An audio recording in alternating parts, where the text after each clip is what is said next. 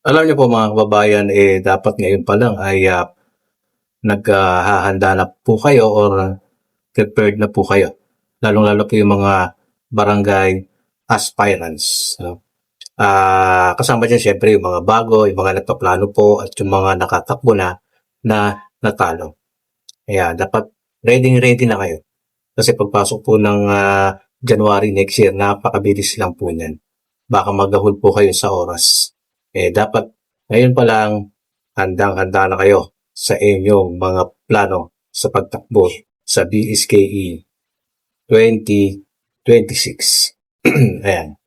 Excuse me. Pero siyempre, no, ah, dapat alam nyo rin po kung ano yung inyong magiging termino. Importante po yun. Siyempre, alamin nyo po yan at dapat alamin nyo. Diba kasi meron na po tayong bagong iniiral na batas ngayon, Republic Act 12232. Ayan. Binago kasi yung termino no? From 3 years. Ngayon po ay 4 na taon na. So, 3 termino yun. Ayan. No? Kung ikaw ay unang or first time natatakbo tapos nanalo ka, abay, pinaka-maximum mo dyan ay 12 years.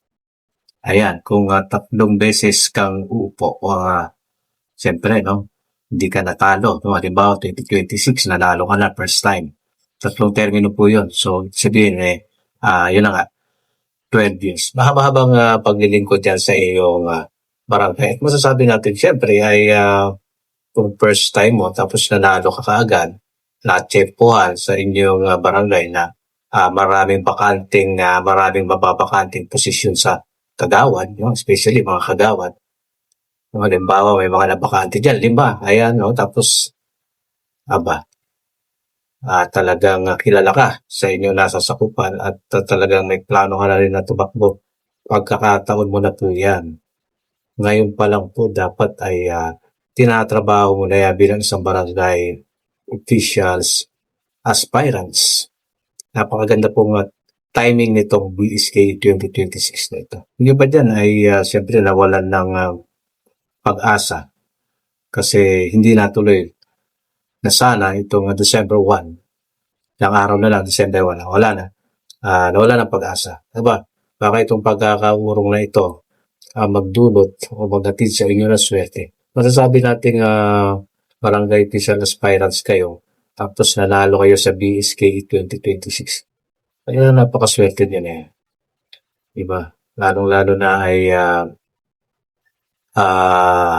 sabihin natin malaki yung nasasakupan ng inyong barangay. Marami kayong mga ordinansang magagawa. Diba? Mga batas para sa inyong barangay. Maganda po yun. Diba? Siyempre, kagawad, kung halimbawa nanalo kayo, diba? Sa mga susunod na panahon, baka ang inyong tatahakin na ay, siyempre ay, bilang aspirants, bilang isang kapitan ng punong barangay. Ayan. Tinitingnan natin yan kasi kung halimbawa lang ay ilang buwan na lang din kasi lilipas yan di ba mga kababayan? November kasi sinasabi ng batas, November 2 Pero marami rin na nagsasabi at isa din ako sa nagsasabi baka yung November 2 ay maurong at pinaka-the best na pag-urong dyan kahit sa ay December 1. No? Maisa katuparan ang December 1 pero 2026. So, ayun pong ating parang update lang ngayon, no? Parang tips. Siyempre, simulan mo na ngayon. Dahil ang BSK 2026 magdudulot sa iyo ng swerte. Lalo na kapag nataon na marami ng bakante dyan sa posisyon pagka kagawad. Birahin mo na. No? At doon naman sa mga nanalo, yung mga nakaraang BSKE, no? Meron kasi ibang talong-lalo na yung mga kapitan. No? Pero kasi mga kapitan ng incumbent na nung nangangampanya talagang porsigido, masugid, nanunuyo. At siyempre may mga tao silang nilapitan para tumulong sa kanilang kampanya. Nung nanalo na, abay hindi man lang nagpakita o nagpasalamat dun sa mga taong tumulong para sa kanila, sa kanilang kampanya. Kahit man lang, kinamayan, salamat sa inyong tulong or ah,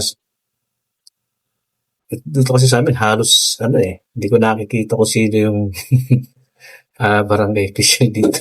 Hindi ko na familiar yung mukha, eh. Hindi naman ako pupunta sa barangay dahil wala naman akong sadya pa ron. Pero dapat familiar na familiar mo mukha ng isang barangay kapitan. Hindi ka lang dapat mag-iikot kapag nangangampanya ka. Dapat ka ngang mag-ikot, mas mag-ikot kung ikaw ay nandiyan na. Yung mga sulok-sulok diyan ng barangay mo, tingnan mo kung anong nangyayari diyan. Kumustahin mo yung mga tao. Kung ano bang mga pwedeng gawin. No? Kasama ang yung mga kagawad dyan.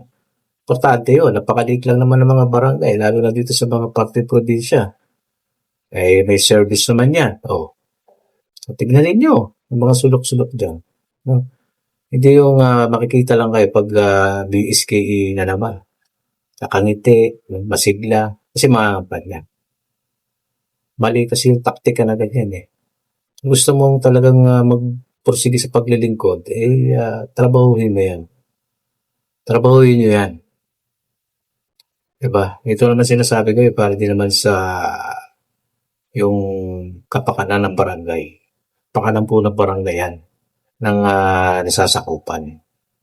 Hindi po ba? Tama naman po sinasabi ko. Yan. Ito po talaga sa mga opisyal na talagang ginagawa yung kanilang mga trabaho. Saludo, siyempre. Saludo. Tuloy nyo lang po yan. At doon naman sa mga hindi ganon, lumalabas lang kapag araw ng buwan, ayusin nyo. Susunod, baka hindi na kayo. Kasalanan niyo. Kulang kayo. Diba?